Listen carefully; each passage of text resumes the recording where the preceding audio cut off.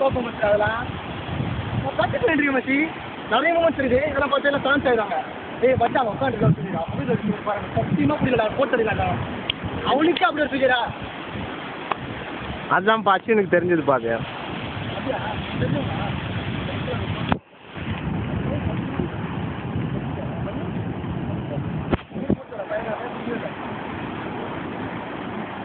இல்லை அவனுக்கு அந்த பொண்ணு ரொம்ப ஜாஸ்தி இல்லை